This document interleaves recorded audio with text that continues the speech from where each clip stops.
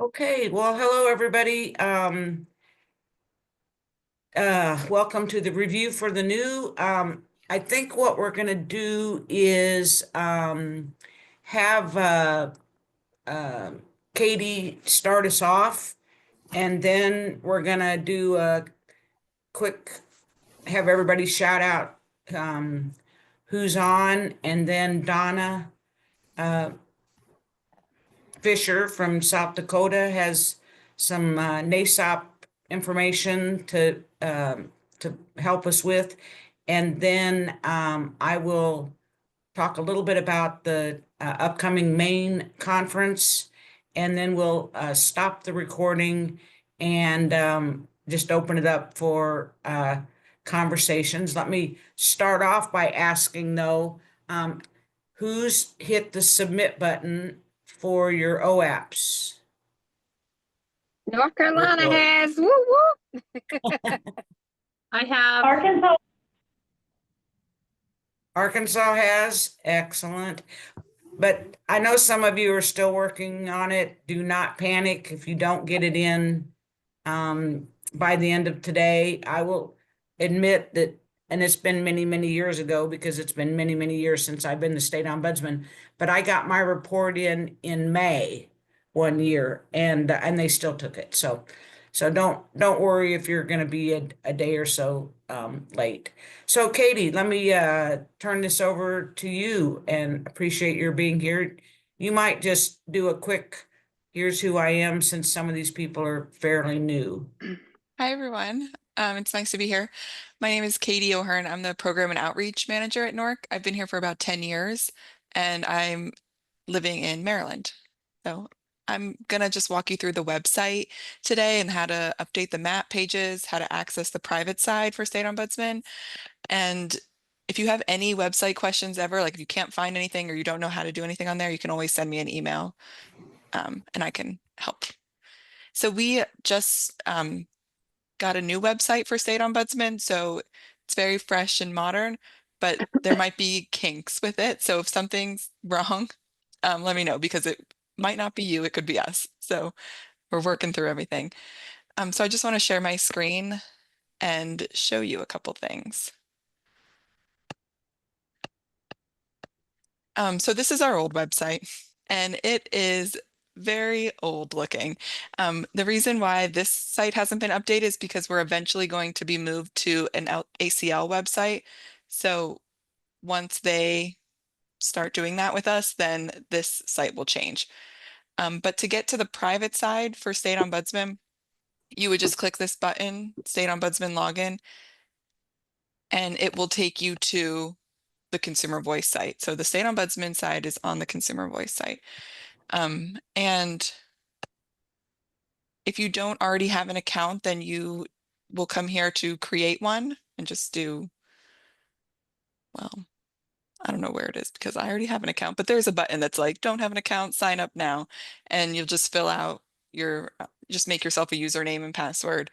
And then we'll get an email saying that you've tried to create an account, and then we have to approve you. So only the State Ombudsman can have an account. So no state staff, just State Ombudsman. Why is this not letting me in? See, now I messed myself up. Oh, geez. So we'll get an email. Sorry, what is happening here? I'm going in circles. Hold on, give me 1 second. Sorry.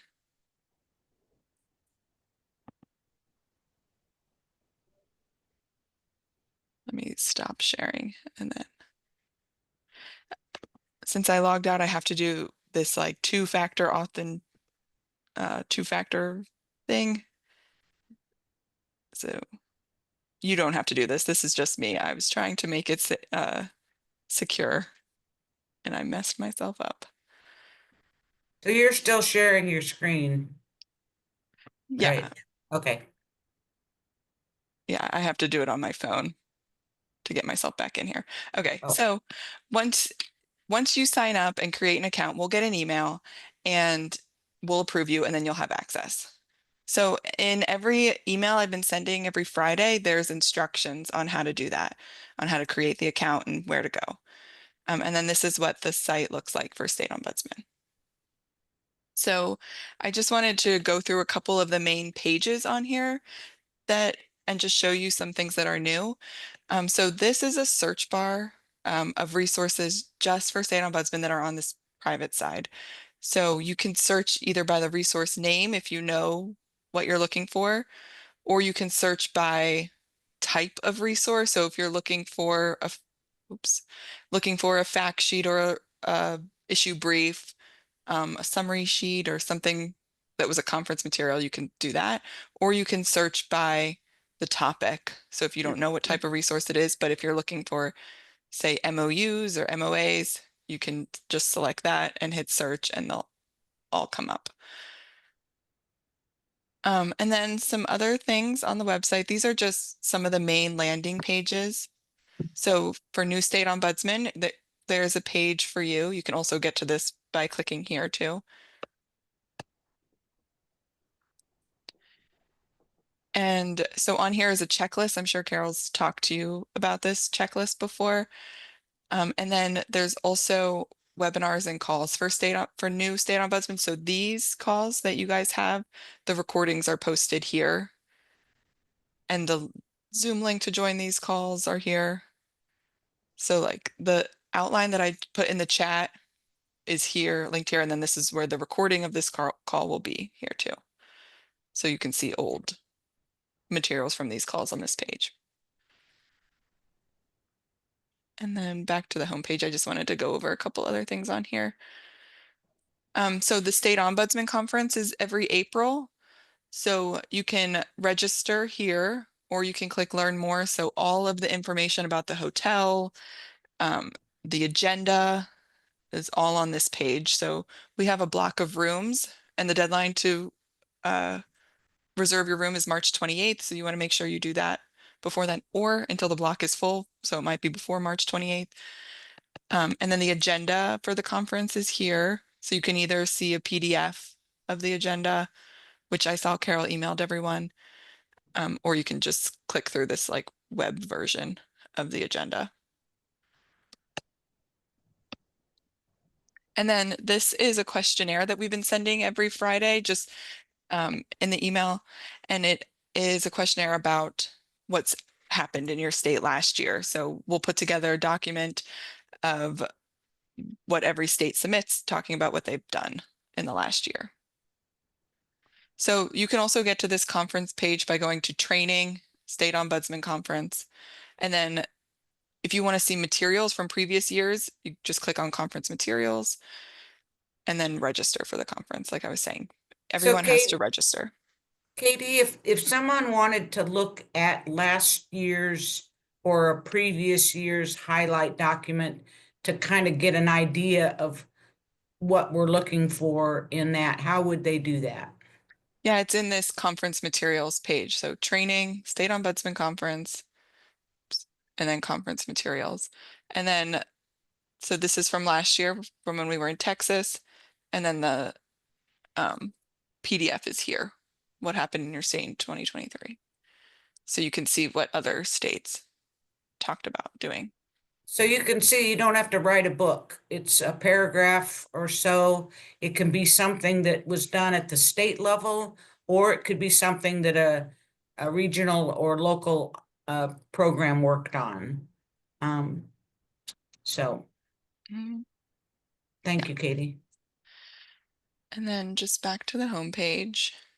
So to get to the homepage, I keep clicking this logo in the top left corner. Sorry if I'm scrolling fast.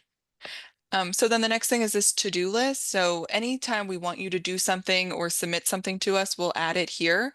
So if you have any new or revised MOUs, you can send them to us. And then here's the link. You can see other people's MOUs.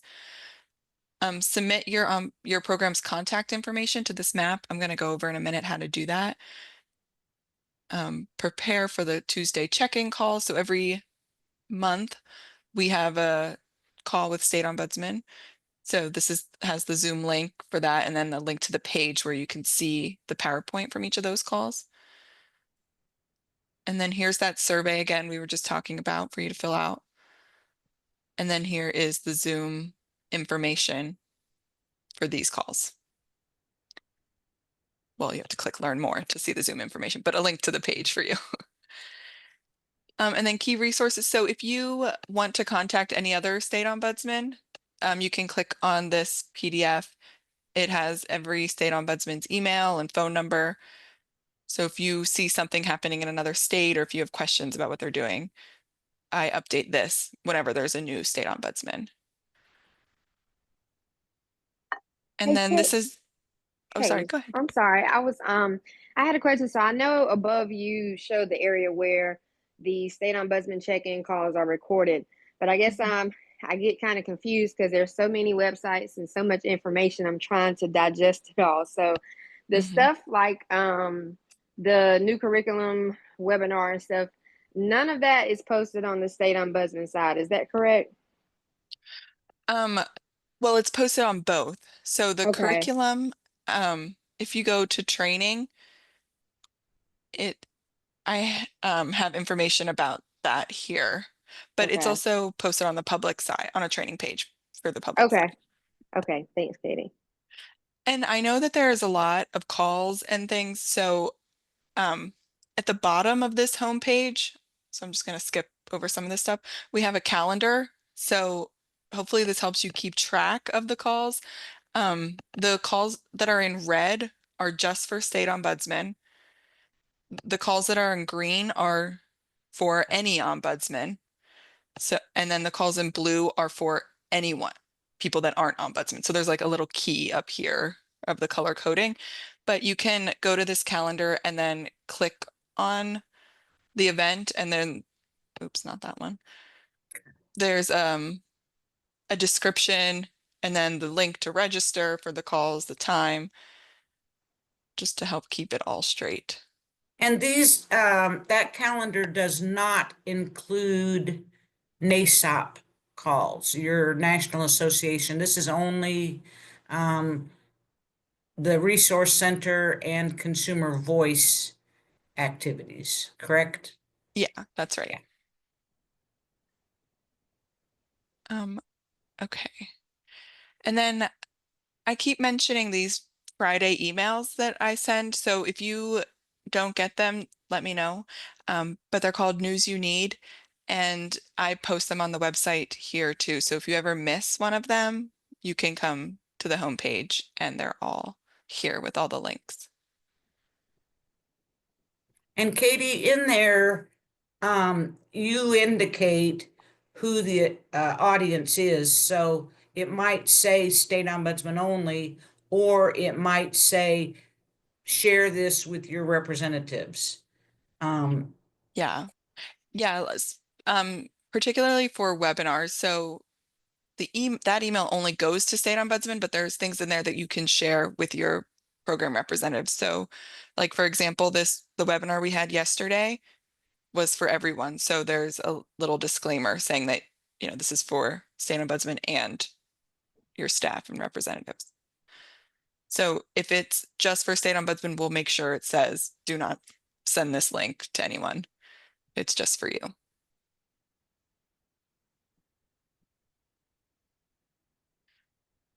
Okay, and then the next thing I wanted to talk about was the map. So on our old website, we had a map.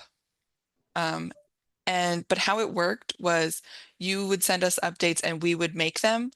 And we found that made the map pretty inaccurate just because we don't know when there's turnover in your state. And so this map makes it easier. So whenever something happens, you can update it and the changes will happen automatically. You don't have to wait for us to make updates to the map. So just to show you what it looks like, it lists all contact information of the programs in your state. So for example, if I click on Mississippi, sorry, I did that really fast. Let me go back really quick. So it's this map. And then if you click view state, you can either click on your state or you can click on the name. And each state has their own page that has contact information for the programs. And then there's also a video here just about what an ombudsman is. And then links to other agencies down here.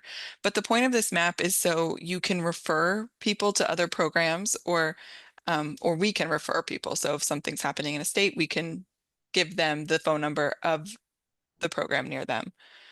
So this information is only as good as we make it, or as you guys make it. So you want to make sure that you look at it and just update it whenever there's turnover. So if you want to make a change, you would click on your state, and then it'll take you to this page that lists each program. And if you notice something's wrong, you click on the box. So you click on this person. And so this kind of works like Wikipedia. So like, I don't know if you know how, like Wikipedia, you can claim a entry. And then once you claim it, you have access to make edits to it. So if this is your entry, you can click claim now, and then you'll fill out your information, like your name, not the correct information. And then we'll see that you are wanting to claim it, and then we'll approve you. So then you'll have access to make edits. So you'll get an email that says you've been approved, like this listing is now yours. And then you can go in and make edits to the listing. We'll get an email saying that you've made edits, and then we'll push them to the website. So it won't be instant. We have to approve them. And that's the reason that is because we have to also make the edits in our database. So we'll update our email list and everything, and then it'll get pushed to the website. So Katie, a couple of people are on the call today that are not state ombudsman, but are state staff who are assisting their state ombudsman in updating the list. How do they act? How can they claim something, or does it have to be the state ombudsman? Yeah, anyone can claim a listing. The reason we just want to improve someone is we just don't want it to be bots. So if we see you have a normal email address, we'll approve you. So it can be anyone, and you'll get access. So we're not on the private side right now, right? You're just out on the Consumer Voice website? Yeah, this Okay. is public. The map is public, so anyone can visit the map page. And the URL for it is theconsumervoice.org/get-help. So if people click, like this is the homepage for Consumer Voice, if they click get help, this will take you to the map. So this, like if you're state staff, this is how you would get here to then claim a listing rather than going the private side. So So Get help. Katie, it's Jeff real quick. So Hi. we're gonna be doing the editing for New Jersey. So Okay. we'll just send you an email. We'll do a claim. And Yep. because we have a lot of changes to make there. And like, yeah, Lori's number is not right. I'm the new program volunteer advocate person. So we have to make those changes. So we just set a claim to you, and an email will come back. And then also I have Kim Urban on the phone. She's our administrative assistant. She would be the one also doing it. So is that how it would work? Yep, you would just click on your state, click claim now, and then you'll get an email saying that you've been approved, and you'll be able to go in here and make the edits. And if Okay. there's something you want to add, like say a box doesn't exist and you want to add a person, let me know and we'll do that. So you're just editing the existing boxes, but we can Correct. add more people. Yeah. Yeah. So Okay. Katie, I have a question. So I know I have gone in and claimed some of the areas for North Carolina, but I got the email. When I click on the link, it pulls up, I guess, the region that I needed to change, but I don't see where I'm able to edit that information. Okay, see, this could be something that's our problem. Okay, so It's a lot that needs to be updated. So I almost claimed all of them, but Mhm. when I clicked on the link, yeah, it just is everything's kind of a read only and it doesn't give me any fields to enter the updated information in. And you got an email saying that you were approved? Yes. Okay. And Well, it's a green word that says claimed. So so, okay. I will ask our website developers about that because, and okay. maybe I'll send you an email directly. Okay. And if you're able to send me a screenshot, like of what you're seeing, I can Okay. send I'll it to do the that. website people. Great. So has You, any of the rest of you updated your information and been successful in doing that? I, I don't think anyone has yet. I don't think, Oh, okay. Yeah, you one, would know. yeah. And so this is why I'm thinking we might have things to work out because I don't know that it's happened successfully for anyone yet. Um, and because how it's supposed to work is once you're approved, you should be able to log in and like make edits whenever you want. Like every time you don't have to make a claim. Like it's yours forever. And I don't know if it's working like that yet. I have a question. Hey, this is Shelby. Okay, so yesterday I claimed some of ours for Mississippi, but I think maybe one or two of our planning and development districts has too many boxes. Mm. Can I get rid of boxes? Yeah, you should be able to get rid of boxes and just delete whatever's there and then it Mm. won't show up Okay, in the okay, box. Yeah. good to know. So Katie, you have to claim each box. There's not a way to claim the entire state and then be able to go into each box and make changes. Yeah, it can happen one of two ways. You can claim each box or you can email me and say, can I claim every state? And I'll do it for you or every box. So you don't have to click on each one. Hey, it's Leilani. Can I just ask a big picture question? Actually, so I understand that there's the logistics that we need to know, but and I get the concept and I get why. But here's my question though. I'm sure I missed where we needed to the where would we have where did I did I miss something about needing to do this? And I'm sure I did, but where would I have seen that um change in a routine is among the routine communications? I'm just trying to understand how to sort through what I'm receiving. But did we put this new process in a where did we put this new process? I just want to know where I missed. So I sent this information in that Friday email. There was a paragraph about it, but Okay. also I think we're gonna keep asking you to do this. So like at Okay. every conference, Perfect. you won't forget about me. Thank you. Begging you to Thank do you. this. Yes, thank you. That was the real reason. I'm like, how do I remind Yeah. myself? Okay. Sometimes I don't see it in real time, that's for Yeah. sure. And I'm just trying to figure out better process. Thank you, Katie. Sure. Okay, so if everyone is able to try and do it, and then let me know if you have issues, and then we can work one-on-one to make sure everything happens how it should. So Renee, Okay. I'll email you. Is So that Katie, okay? what if the okay, so if there's a change in the Medicaid program or in Adult Protective Services, we are linking to a national, uh, it used to be that states put in this information, but we're now linking to another organization that would have the updated information, correct? So people don't Yeah. need to worry if the Medicaid director changes or the licensing agency changes. That that information we don't need. But also, you'll notice as you guys are putting in information, you might want to look at another state and see what kind of information they have, especially those that of you that are centralized.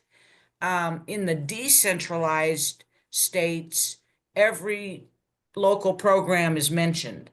In the centralized states, that's not always the case, even though you may have people that work with particular counties. So you might want to just have a conversation with your staff on who else should be listed that people in the public can find contact information on. And we don't include email addresses. It's just the name and the phone number.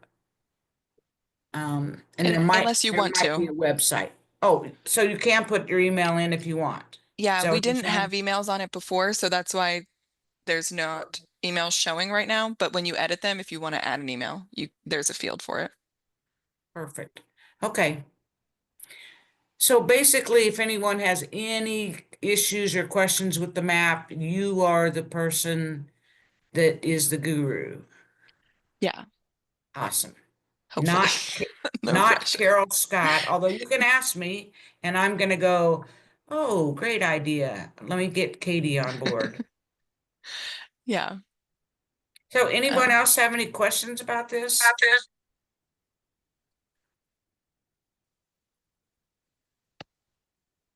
Katie, anything else? I realize I skipped one thing I wanted to say, just how to sign up for The Voice, which is unrelated to this. But The Voice is a weekly newsletter that Consumer Voice sends on Tuesdays, and you have to sign up for it. So if you go to their website, theconsumervoice.org, and then just click email sign up, and just fill out this form, you'll get their newsletter. And then, so this talks about federal updates, anything that's happening legislatively. And then if you want to read past issues of their newsletter, just under like updates and news, and then if you click view all,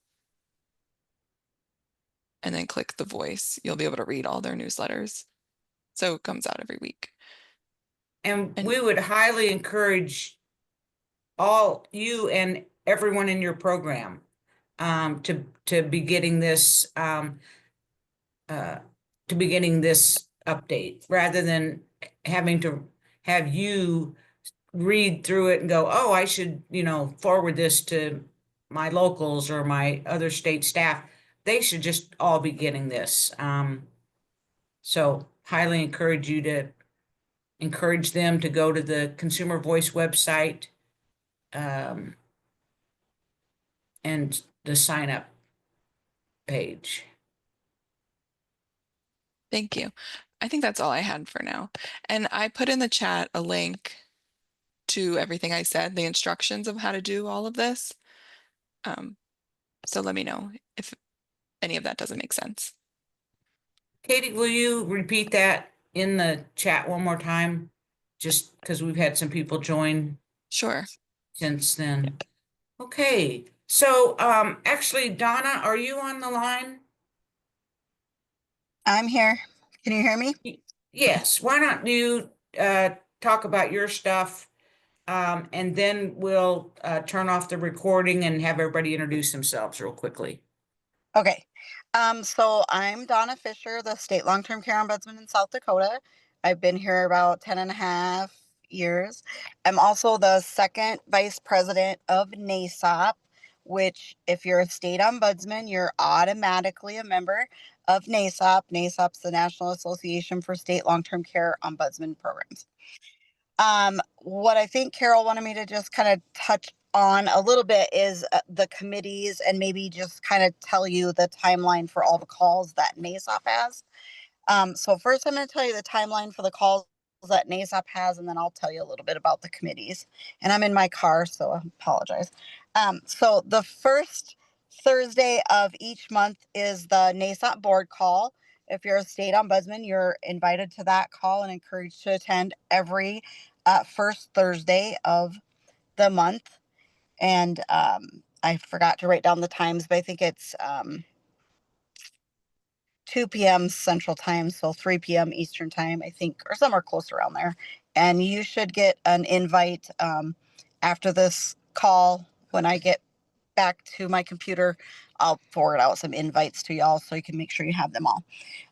The second Tuesday of each month is the Professional Development Committee meeting. The second Thursday of each month is the Advocacy Committee meeting. The third Thursday of each month is the RAY Committee, which is the Rights, Access, and Engagement. And the fourth Thursday of each month is the Open Member Call. So like the Professional Development, Advocacy, RAY, the Treasurer, the Treasury, what is that? The Finance Committee, I didn't mention them. They're just kind of getting started back up again.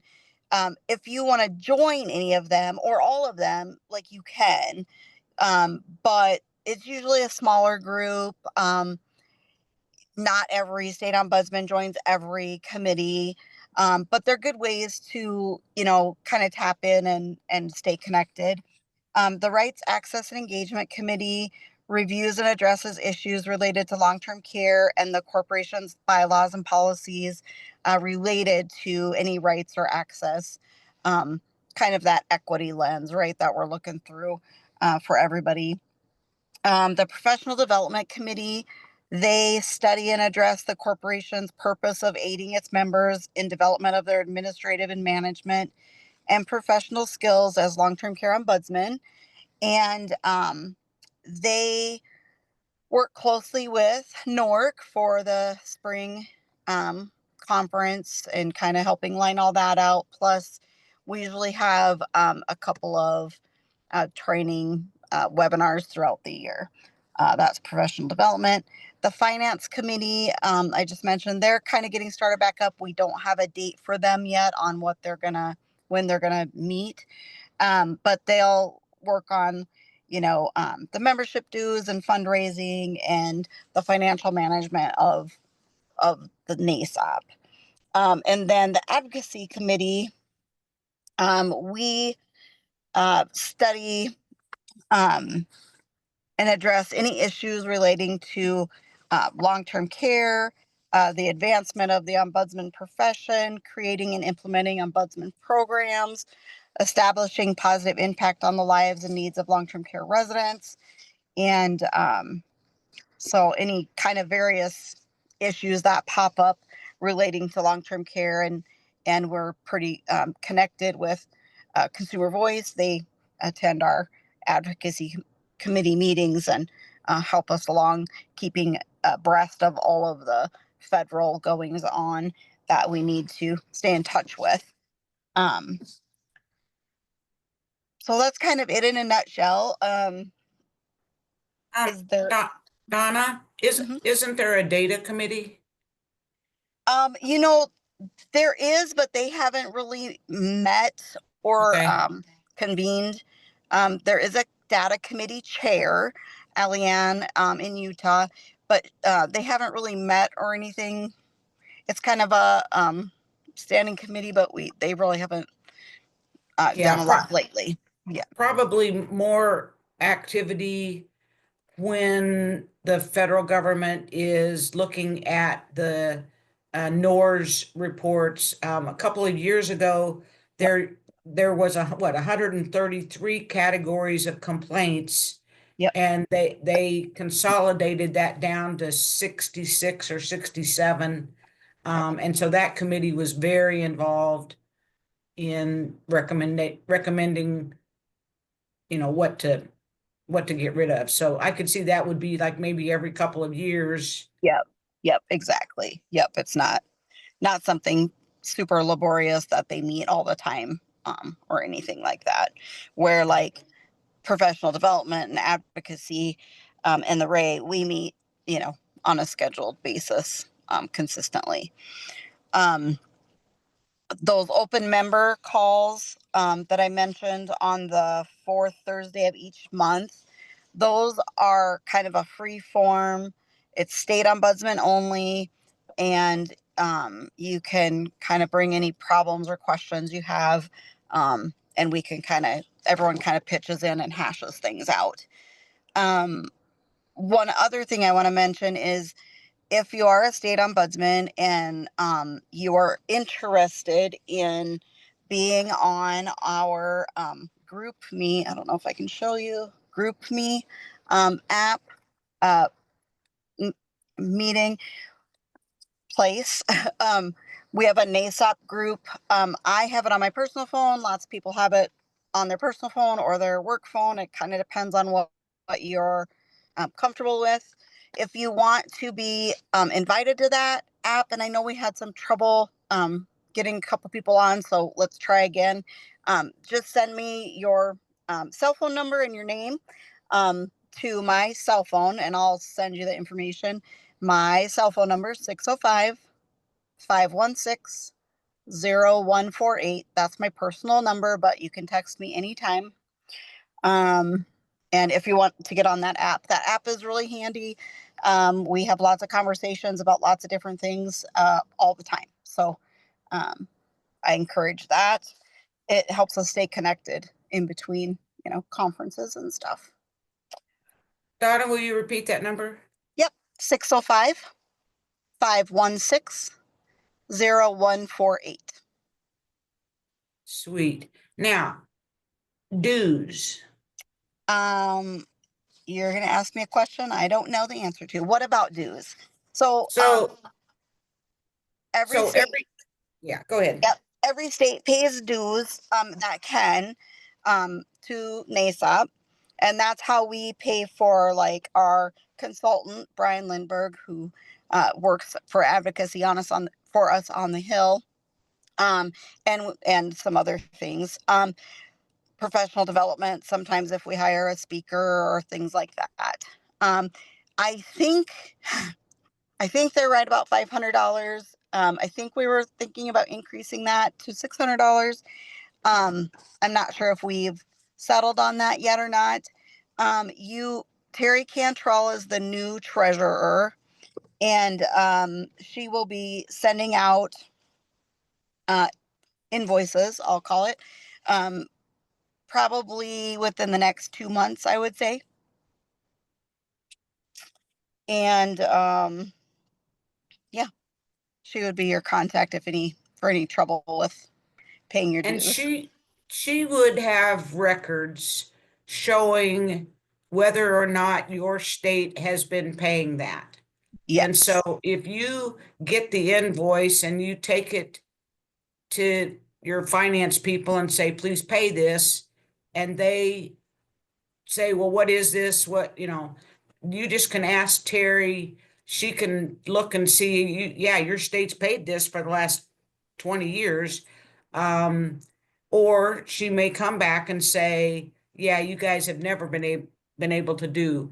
Donna, there is a way to get around that, right? I mean, some state, well, let me just say, in my memory, yeah. If a state won't do it, there's not a penalty. I mean, nobody's gonna, Right. nobody knows which states have paid Right. other than there's a budget that says that, there's 53 states, and at $500, here's how much should have come in, here's how much came in. Right. We never say this state hasn't paid or that state. Individually or privately, we might contact the state and say, hey, can you pay? Because our budget's based off, I think, 45 paying members. So that's how we pay, like I said, Brian, and for speakers and different things like that. Our website, we have a website. NASOP has a website. It's not super involved or detailed, but it's out there. So there's I think some position papers maybe are on there, and our bylaws, and just some of those things that a person might need. Great. And maybe, just FYI, I think it still shows Fred. Okay. Thank you. Yeah, that You're just welcome. changed like 30 days ago. Okay, sweet. Any questions for Donna?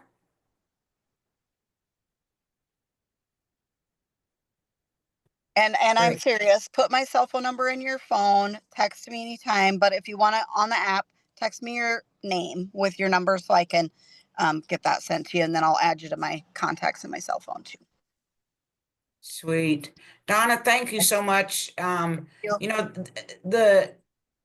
um, the state ombudsman, it is so important to stay in contact with each other, to know what other states are working on, because whatever they're working on is going to come around and you're going to be working on it probably.